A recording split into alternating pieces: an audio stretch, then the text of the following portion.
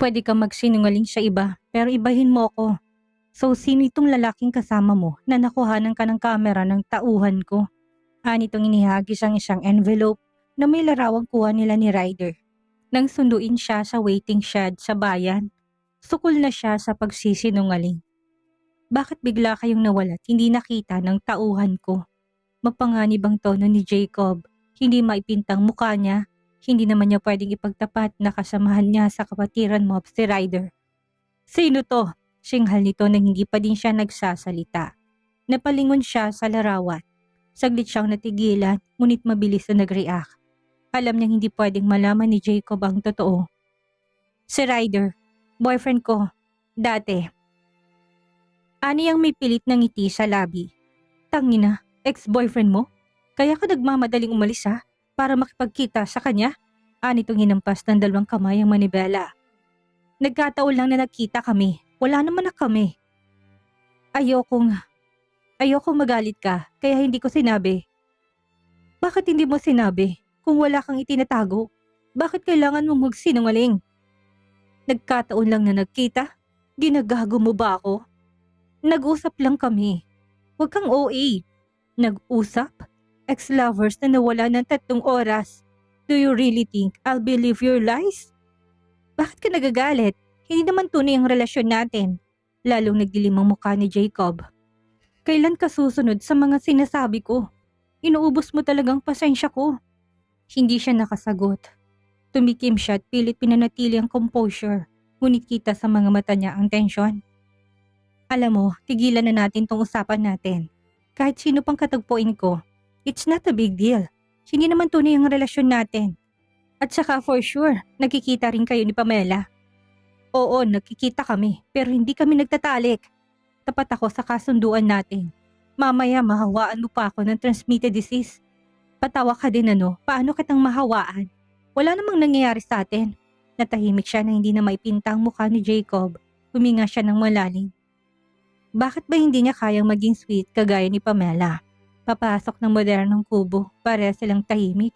Kapansin-pansin ang tensyon sa pagitan nila. Ngunit pilit nilang kinukubli ito. Sa sala, sinalubong sila ni Lola Mila. Nakaupo sa wheelchair, nagkakape.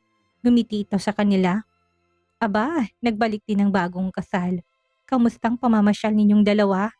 Masaya, Paula. Marami po kaming napuntahan. Ani ang nagmanot umiiwas ng tingin. Opo, maraming napag-usapan, nakakapag-relax at masayang kasama tong mahal ko. Ani Jacob na kinintiyan lang siya ng halik sa noo. Mukhang pagod kayo. Magpahinga na kayo. Mamaya ipapatawag ko na lang kayo sa hapunan. Salamat po, Lola. Sabay nilang sabi. Pagkasarado pa lang ng pinto, agad siyang dinala ni Jacob patungo sa banyo. Nagulat siya na hindi pa natanggal ang suot niyang jacket sa biglaang paghihila nito. Anong ginagawa mo? Ani ang nagpupumiglas. Matalim ang mga mata, seryoso ang mukha ng binata. Lilinisin kita, madumi ka. Jacob, bitawan mo ko. Hindi. Pag-aari kita at ayoko may humahawak sa iyong iba. Magmula ngayon, hindi ka na makakaalis. Pinihit ni Jacob ang shower knob. Bumuhos ang malamig na tubig. Hawak pa rin siya sa braso. Basang-basa na ang tubig ng kanilang mga damit. Tama na, ayoko nang maligo. Lumabas ka na. Sa akin, nahihiya ka pero sa ibang lalaki hindi. O sige, mag-alis na ako ng damit. Bantayan mo ko. Ani ang nagsimulang magubad. Dahan-dahang lumuwag ang hawak nito sa kanya. Pareho silang nabasa ng buhos ng malamig na tubig. Unti-unti nagsimulang tumulong luha sa pisngi ni Mika. Humahalo sa tubig mula sa shower. Hindi niya ipapakitang nasasaktan siya. Mika, hindi ka na makikipagkita sa ex mo. Hindi siya kumibo. Tanging bra at panty na lang ang natitirang saplot. Tsak niyang lalabas si Jacob. Tinanggal niyang strap ng bra at akmang aalising nakatabing sa dibdib. Ngunit nakatingin pang binata sa halip na umalis. Oh, bakit ayaw mo pang alisin yan? Titignan ko kung may marka. Bulyaw ni Jacob. Anong marka pinagsasabi mo? Kiss marks, kagat, whatever. Nilakasan niyang loob at inalis ang bra. Nahantad ang makinis at tayong-tayo niyang dibdib. Pinamulan siya ng mukha at yumuko upang itago ang hiya. Inakmaan niyang aalisin ng pantit na pating sa binatang nakatunghay lamang at mukhang walang balak na umalis. Binalot ng kabang dibdib niya. O bakit hindi ka pa umaalis? Wala akong kahit na anong bakas sa katawan. Ibaba mo yan at titignan ko rin. Hoy, Mr. Cabral, Masyado ka naman yatang siniswerte kung pati pusi ko gusto mong tignan. Umalis ka. Hindi niya na natapos ang sasabihin nang lumapit si Jacob at kinuha ang sabon at sinimulang scrub ang balat niya. Ano ka, caregiver? Kaya ko maligong mag-isa. Ani ang inagawang pang-scrub sa kamay ni Jacob. Ngunit hindi nito ibinigay. Dahil sa dami ng sabon sa tiles ay nadulas siya at napakabit sa braso ng binata. Naging mabilis naman ito sa pagsalo sa kanya. Nagtamang kanilang paningin. At bago pa man siya makaiwas ay lumapat ng labi nito sa lips niya.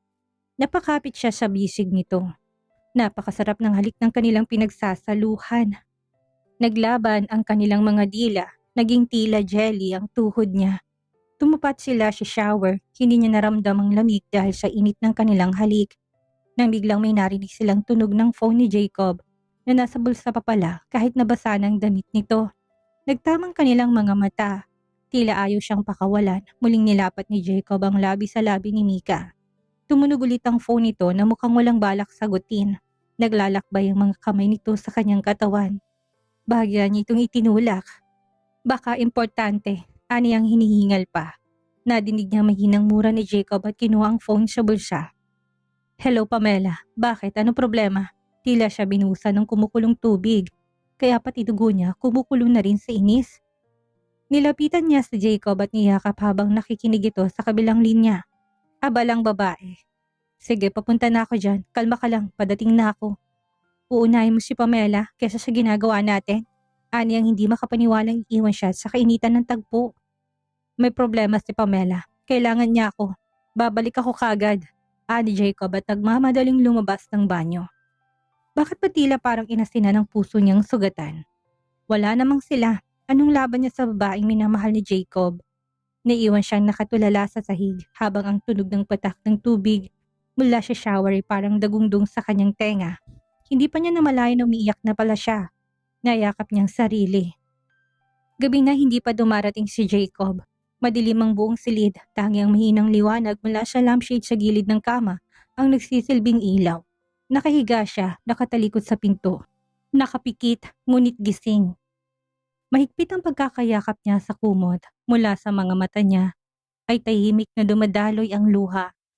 Hindi niya sigurado kung dahil sa sakit, sa inip o sa kawalang pag-asa na hindi siyang pipiliin ni Jacob. Biglang bumukas ang pinto, maingat ang pagpasok ni Jacob. Parang ayaw makagambala, dahan-dahan ang bawat takbang papasok ng silid. Naramdaman niyang pagtingin nito sa kanya kahit na nakapikit. Dahan-dahan itong umupo sa gilid ng kama, binaba ang cellphone at wallet sa bedside table. Naramdaman niyang paghiga nito sa kabilang gilid ng kama at tumagilid patalikod sa kanya. Pareho silang nakatalikod sa isa't isa. Malawak ang pagitan sa isang kama. Patuloy pa rin ang pag-agos ng luha sa kanyang mga mata. Hindi naman siya iyakin pero hindi niya alam kung bakit tila nagiging manipis. At iyakin siya lately. Gusto niyang magtanong pero hindi niya kayang marinig ang sagot. Kinaumagahan sa Cabral Farm ay muli silang nagkaharap-harap sa dining area. Sa hapagkainan, masayang kumakain at napag-usapan ng buong pamilya. Magkatabi sila, ngunit tila sila estranghero sa isa't isa. Ni ayaw niyang tingnan si Jacob. Sana'y matapos ang kasunduan nila, ngunit bigla siyang natulala nang maalalang kailangan niyang nakawin ng files o ang mismong laptop nito. Hindi siya halos umiimik, nakatungo habang pinipirasong tinapay. Jacob, pinuyat mo si Mika kagabi? Mukhang wala sa mood. O baka buntis ka na? Ani Lola Mila. Hindi naman po Lola, ani Jacob na natatawa. Saan ka ba nagpunta kagabi? Siyempre hintayin ka ng asawa mo. Tungkol lang po sa trabaho. Nakipagkita lang po ko sa kasama ko. Jacob, mag-resign ka na sa pagiging pulis. Delikadong buhay mo sa ganyang trabaho. Tulungan mo si Ligaya na magpatakbo ng negosyo ng pamilya natin. Ani Daddy William. Yes Dad, malapit na po. Ani Jacob. Unahin mo munang paggawa ng apo, sabi naman ni Lola Mila. Yes Lola, gumagawa na po. Nanatili siyang tahimik at pangiti-ngiti lang. Madaming gumugulo sa kanyang isip. Mika, may problema ba? May nagawa akong mali? Bakit wala kang kibo? Ani Jacob na naglalakad sila sa garden. Matapos kumain ng breakfast. Wala, may iniisip lang ako. Kanina ka pa wala sa mood, may kailangan ka ba? Pera? Dahan-dahang lumingon si Mika, nandun ang luha sa sulok ng mga mata. Ngunit mabilis na yung pinigilan. Wala, gusto ko lang manapak ng tao. Tara, suntukan na lang. Ani ang naiinis pa din. Hindi kagad nagsalita ang hinamon niya. Sigurado ka, baka masaktan ka. Ani Jacob na natatawa. Hinubad niya ang suot na jacket at hinila pataas ang sleeves ng kanyang t-shirt at inuumang ang kamay. Kailangang mailabas niyang sama ng loob. Okay, gusto mo ng suntukan? Sige, pagbibigyan kita. Walang seremonyas. Nagsimulang laban. Una siyang sumuntok. Isang bigwa sa balikat ni Jacob. Hindi sapat para matumba to. Sumunod si Jacob, sinadyang banayad. Ngunit sapat para mapasigaw siya sa pagkabigla dahil padakot ang kamay nito. Ouch! Pwede bang hindi sa boobs? Nangihipo ka lang eh. Angal niya. Pisikalan ang gusto mo, tapos magrereklamo ka. Tigil-tigilan mo ko, kabral. Ani ang inihanda ang sarili. Tumakbo siya, tumalon at sinalpok ang katawan ni Jacob. Pareho silang bumagsak sa malambot na dayami sa gilid. Nagpagulong-gulong silang dalawa, nagtatawanan at nagsusuntukan. Hanggang sa unti-unti itong tumigil ang daganan siya. Nagtamang kanilang mga mata, pareho silang nakahiga sa damuhan. Magkatabi at parehong hingal at pawisan. Anong ginawa niyo ni Pamela kagabi? Ani ang hindi na nagpigil ang sarili. May nagtangkang manloob sa bahay nila kagabi, kaya niya ako tinatawagan. Ang tagal namang mahuli ng magnanakaw. 6 na oras kang nawala. Nag-report pa kami sa munisipyo, kaya natagalan. Walang kasama si Pamela sa bahay. Tumango siya't medyo gumaan ng dibdib. Wala kaming ginawa, matinong babae si Pamela. Muling bumalik ang inis niya, umusad si Jacob palapit. Hinawakan ng kanyang kamay. Binawi niyang kamay. So ibig mong sabihin, hindi ako matino? Well, sa'yo galing yan. Lalong umusok ang ilong niya, muling kinuha ni Jacob ang kanyang kamay, ngunit pumiksi siya. Niyakap siya nito mula sa likuran. Huwag kang pumalag, nasa terrace si Lola Mila. Kailangan makita niyang naglalambingan tayo. Nanigas ang kanyang katawan, lalo nang maramdaman ang paghalik ni Jacob sa kanyang balikat at leeg. Uy, pumasok tayo sa kwarto. Baka may makakita sa atin dito. Ani ang malakas ang tahip ng dibdib. Hinila siya ni Jacob at ayo't dinala sa gilid ng kubo. Siniil siya nito ng halik sa labi. Sakimang paraan ang paghalik nito sa kanya at nalulunod siya sa halik ng binata. Lumakas ang buhos ng ulan. Teka lang, pumasok tayo sa loob ng kwarto. Awat ni Mika kay Jacob. Dito na lang para mas may thrill. Anos ni Jacob na patuloy ang pagsibasib sa leeg niya. Baka may taong dumating at saka may CCTV. Ani ang pilit nilalabanan ang sensasyong lumulukob sa kanyang pagkatao. I designed this house. Walang CCTV dito. Ani itong nagalis ng pang-itaas. Tila siya na engkanto na makitang six-packs abs ng binata. Wala sa sariling hinawakan niyang pandesal nito. Muling binilikan ni Jacob ang kanyang mga labi. Ang bango mo, Mika. Wag dito. Ani ang pilit lumalaban sa tawag ng laman. Saka first time niya, ayaw niya sa labas ng bahay at nakatayo. Nagulat siya nang buhatin siya ni Jacob at ipinasok sa maliit na kubo. Tila siya papel na inangat nito at ibinaba sa papag na yari sa kawayan. May beddings na kulay puti. Ilang saglit pa'y narating nilang rurok. Samantalang nadinig nilang ingit ng hagdan ng kawayan, mabilis silang naghiwalay at nagbihis. Si Jacob ang nagbukas at nabungaran nila si Kian na may dalang payong. Hinihingal pa silang parehas. Ang akbay ni Jacob ay naging yakap nang makitang si Kian ang umakyat sa kubo. Bro, pinapahanap kay ni Lola Mila. Anong binatang nagpalitan ng tingin sa kanilang dalawa? Sige, susunod na kami. Bakit ka nga pala nandito? Sa kabilang lupain mo ha. At ikaw, Kian Rojas, busy kang tao, hindi ba? Sarkastikong sabi ni Jacob. Namasyal ako sa kabayo. Yayayain ko si Mika na magpunta sa Hacienda Rojas. Ani Kian na sa kanya nakatingin. We're busy bro. Bakit hindi ang babaeng tinakda ng parents mong yayain mong mamasyal? Ani Jacob. I have not seen her and I don't wanna see her. I'll marry for love. Wow, ang swerte pala ng babaeng mamahalin mo, Kian. Sana all. Ani ang binuntutan ng tawa na hindi nagustuhan ni Jacob. Humigpit ang yakap nito sa kanya. Bago lumabas ay nakita niyang pulang mantsa sa bedsheet. Halo-halong emosyon niya, ngunit walang pagsisisi. Napatingin din si Jacob sa mantsa at hinila nitong bedsheet at tiniklop.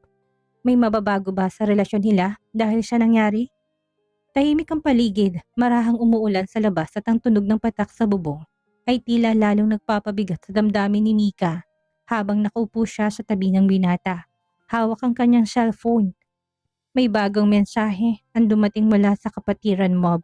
Encrypted to. Walang pangalan ng sender. Nang i-unlock niya ito, isang ultimatum ang lumitaw.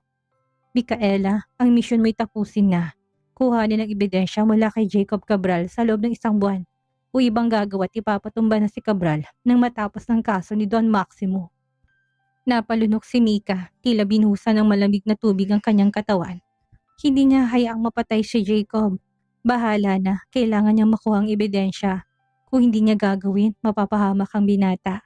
Sa gitna ng kanyang pagkabigla, hindi niya namalayang nakalapit na si Jacob sa kanya. Dahan-dahang ipinatong ng binata ang kanyang mga kamay sa balikat nito at walang paalam na niyakap siya mula sa likuran. Mahigpit at mainit ang yakap nito. Hindi ko alam kung anong meron sa pagitan natin ngayon, pero ayoko may kinakausap ka o kachat kang ibang lalaki. Bulong nito sa kanyang tenga na bahagyang kinagat. Napapikit si Mika, agad niyang diniin ang phone sa palad, pinatay ang screen at tinago sa bulsa. Ramdam niyang pintig ng puso ni Jacob sa likod niya at ang katotohanang hindi niya kayang saktan ng lalaking ito. Wala akong kachat at kung may kausap man ako, hindi yun love life. Wala akong planong pumasok sa isang relasyon. Kung hindi rin lang ikaw, muntik na niyang maidugtong. Buti na lang at hindi niya nasabi. Mas magiging magulo pa. Mainam na wala na katugon ng damdamin niya. Hinigpitan ni Jacob ang yakap. Saglit na katahimikan. Good. From now on, you're my woman. Kumunot ang noon niya. Anong ibig sabihin ng I'm your woman?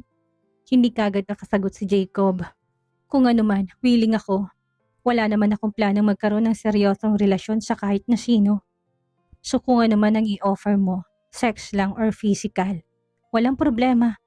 Ani ang inunahan ng binata. Bakit naman ayaw mo bang magkaroon ng pamilya sa hinaharap? Basta masyadong komplikado. Ikaw ganyan lang din naman ang kaya mong ibigay. Huwag kang mag-alala at hindi ako mapaghanap. I-enjoy na lang natin kung ano man ang meron tayo at huwag na rin nating lagyan ng label ang relasyon natin. Ani ang nakangiti ngunit may paitang bibig. Okay, as you wish. Bakit hindi yun ang gusto niyang madinig mula kay Jacob? Pinilig niya ang ulo, nasisira ang focus niya dahil sa lalaki. Akmangalikan siya ni Jacob nang tumawag mula sa bintana si Kian. Jacob, pwede bang mayaya si Mika sa asyenda? May papakita lang ako sa kanya. Anong ipapakita mo? Parehas lang naman ng view ng lupain nating dalawa. Bakas ang inis sa boses ni Jacob. Baka gusto niya makitang taniman ng ubas at libre pitas basta magandang dilag. Namilog ang mga mata niya nang nadinig. Paborito niya ang ubas kaso dahil mahal ay madalang lamang siyang makatikim. Ay sige, gusto ko ng ubas. Ani ang bumaba na. Ang totoo ay gusto lamang niyang makalayo kay Jacob. Agad siyang lumabas ng bahay at sumama kay Kian. Ang araw ay unti-unti nang lumulubog, lumilikha ng gintong liwanag sa malawak na taniman ng ubas. Nasa gitna ng hanay ng mga vines si Mika at Kian, kapwa nakasuot ng malaking hat at may hawak na basket ang binata. Kuhanin daw niya kahit na gaano kadami. Namamangha siya, nakangiti habang lumilinga sa paligid. Ang ganda dito, Kian, ani ang nalilibang sa pagpitas. Oo, dito ako tumatakbo kapag gusto kong mag-isip. Nakakalmang pakinggan yung ihip ng hangin at dami ng katahimikan. Naglalakad silang dalawa sa pagitan ng mga tanim. Bakit mo nga ulit ako dinala dito? Para lang mag-ani ng ubas? Ang totoo, gusto kong makausap ka, Mika. May sasabihin ako. Nagtaka siya. Inayos ng pagkakahawak sa basket at tumingin kay Kian. Ano yun? Ani yang kumunot ang noo.